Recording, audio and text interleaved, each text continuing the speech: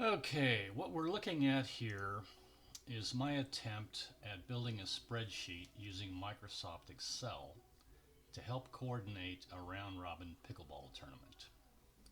This spreadsheet is written for not just a simple list of players competing against each other, but to be used for competition between two clubs, each with their own players, playing against the other team and their players. The spreadsheet is based on 12 players per team or club and currently consists of 11 rounds with 6 games in each round and all 24 players participating in each round. One goal was to create pairs of team members so that each player played with each other but only once. This was done for both teams. Then the goal was met. Another goal was to match each player from each team against each other, but never against or with the exact same pair of players or partners. This goal was mostly met. However, in some instances, some players will play against other players multiple times, but never with the exact same teammate on either side of the net. The goal here was to ensure that everyone plays against everyone, but to limit the instances of repetition. I built a little tool I call an analysis matrix to help reduce the instances of repetition.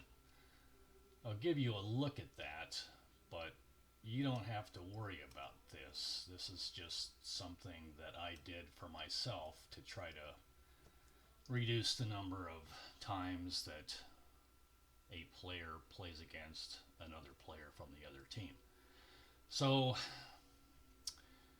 the bottom grid was the first matrix that I did, and just to make sure that I didn't have any mistakes, I built a second one kind of in reverse, kind of upside down and backwards to the first matrix, which consists of all the players from Team 1 listed in ascending order and all the players from the second club listed left to right in ascending order.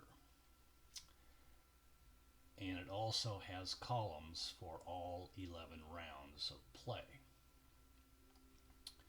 Inside this area is simply the players that are going to be playing against the player listed in this gray column. So for instance, player 1 from team 1 is going to face players 15 and 16 in round 1. It's going to face players 20 and 24 in round 2, and so forth, all the way to round 11. This is the smart part of the grid, where it simply, in each of these little squares, it simply takes a look at how many times, for instance, player 1 is going to be playing against player 13. And that's only going to happen one time. It happens right here in round 3. It did find that player 1 will play player 15 twice, and that happens in round 1, it happens in round 3, but doesn't happen again. So this is just a way for me to try to eliminate the higher number of repetitions. To kind of summarize all this, I built another little gizmo over here that takes a look at all these numbers in the white square and comes up with how many instances of 0, how many instances of 1, 2, 3, 4, and 5. So when I first built this, just kind of shuffling all the players and their numbers together, I had quite a few zeros in here. And a zero represented, for instance, if there was a zero here, that meant that player 19 was never going to be playing player number 3 in any of the 11 rounds. And I wanted to make sure that they all played each other. On the other hand, I also had quite a number of 4s in here, where if there was a 4 right here, for instance, then that meant that player 17 from club 2 was going to be playing player 4 times throughout the 11 rounds. So I spent quite a bit of time trying to eliminate all the instances of 4 and all the instances of 0, but I still have a few situations where the players will be paired up against each other more than once, and that's probably due to the number of games, 66 games in these 11 rounds.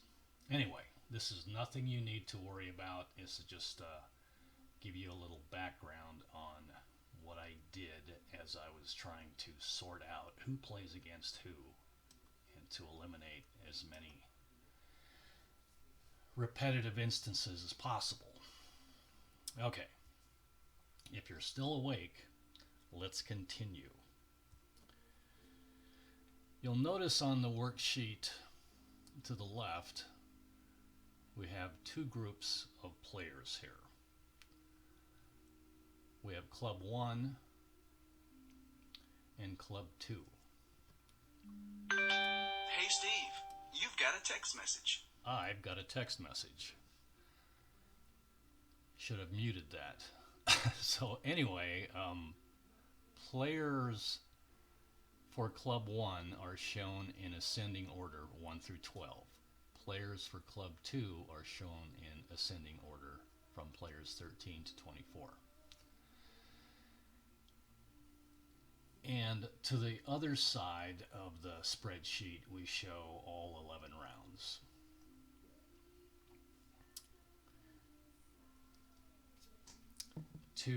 As the play commences, to keep track of the scores and the win-loss for the individual players and the 2 clubs, you simply enter the scores in the yellow fields. Everything on this sheet is locked except things shown in yellow. You can even change the club names, but I'll get back to that later. So let's go to round 1 here. Rather than type in a number and take a chance of it being an invalid character, such as an alpha character like a B or a G, or typing in a number that's not valid like 27, I created little pick lists for all of these yellow squares where you simply click on that little arrow and scroll to the point. I've got 0 to 15 in here, and since 11 is going to be the most common, I put it at the top. When I select 11, it automatically shows the points for the team 11 and 12. They each got 11 points. They're playing against players 13 and 14, and these guys were slackers. They only got 3 points. But you can see the 3 automatically populated for players 13 and 14. You'll also see that since these guys from Team 1 had more points, they got the victory. So their victories shows up here. And the club that won was Team 1. And so down here in the club wins, a 1 automatically appears because they won game 1. So bear with me here. I'm going to fill out these scores so that you can see how it works. And you can follow my cursor, or you can look over here and see what happens. It's up to you. But let's fill these out real quick if I can. I'm going to give these guys, going to go into overtime on this game. And these guys won again.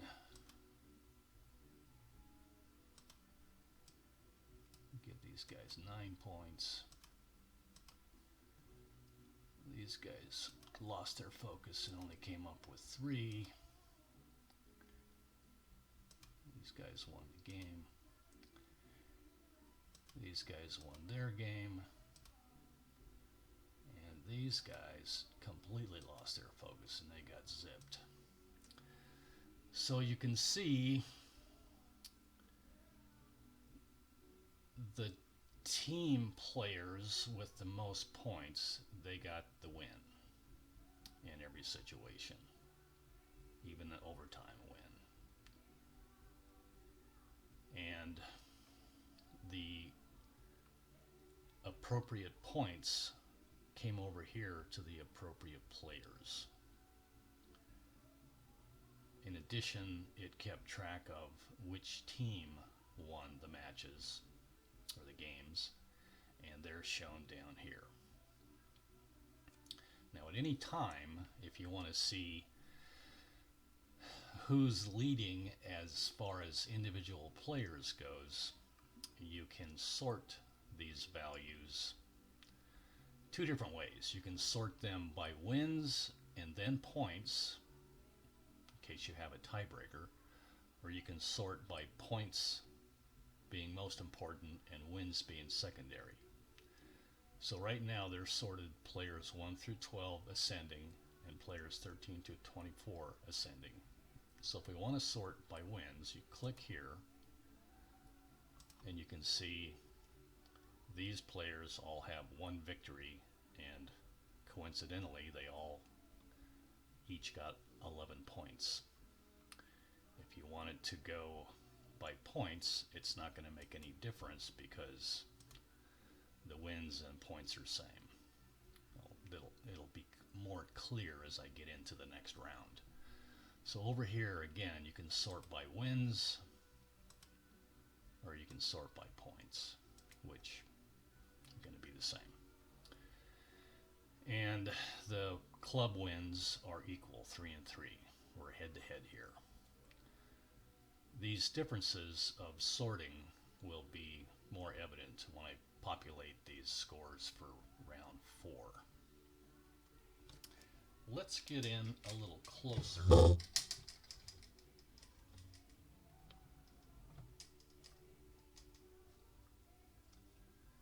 so that we can see what's going on.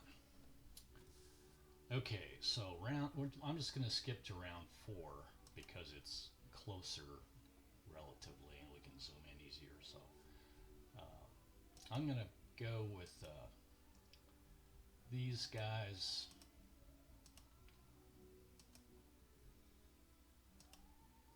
Please don't fall asleep on me here. I promise this will be the last of the tedious stuff. And another overtime game here.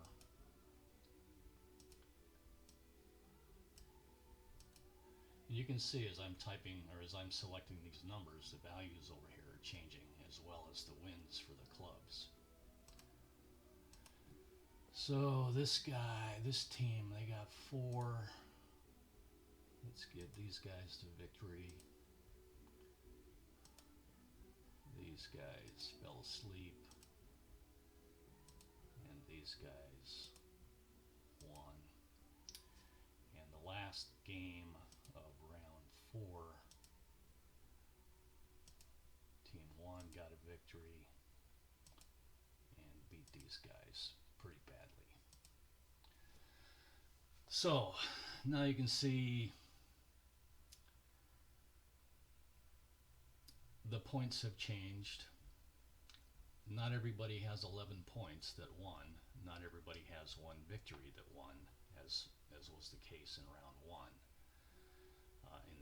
goes for club 2. So at this point, if you wanted to see who's winning as far as game wins, you select the first button, wins over points, and it shows there's 4 different players with 2 victories each. And if for some reason your tournament was more important by how many accumulated points the players got, you can click on this button and it will sort ascending by point totals. And you'll see here, since we made points more important than wins, player 7 only got 1 win, but he has more points than players 4 and 9 and 12. He had 25 points. So in this case, player 7 is currently in second place. I know everybody does it differently, so I tried to give 2 options for sorting. And the same over here. If you sort by wins, you'll see there are 3 players, each with 2 victories. If you sort by points, player 17 is currently in first place because they have 2 wins but 24 points.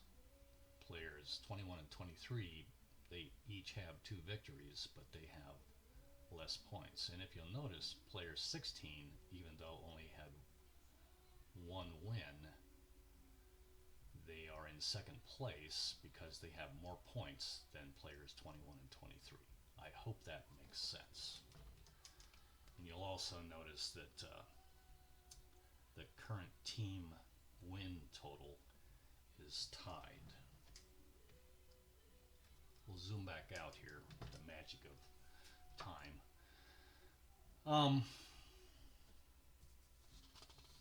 That's pretty much how it works.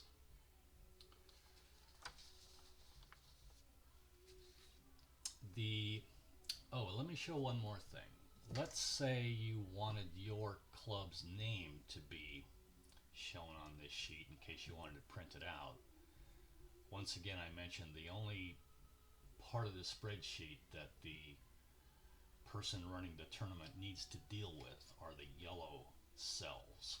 Everything else is locked and should not be of any concern. So if you want to change the club to your name, you simply click in the cell, and in this case we'll type in Club Green Meadows, CGM, and when I press enter, you'll notice the name here will change, and all these names here and here that show 1, they will also change to CGM. CGM. Same goes for Club 2. If we're playing against Clackamus's Club Rex, when I press enter, the 2 will magically change to Rex, as well as all these references will also change to Rex. That's just a little built-in feature. That's how it works. You can also go back for whatever reason. You can sort by player ascending for both clubs. If you wanted to put the numbers back in ascending, it pays no attention to wins and points, because what's important with these 2 ways of sorting is the player's number.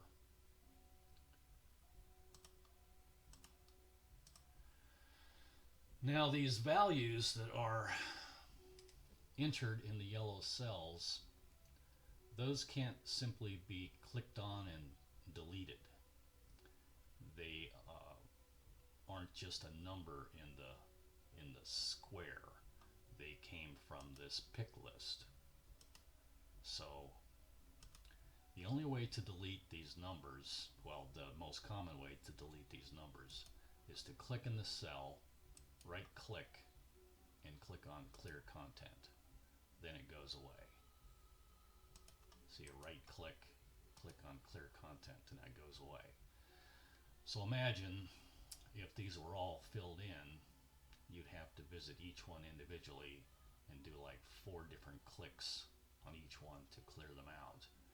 And I knew that would be a problem, so I created this other little button down here, and if you click on it, it deletes everything.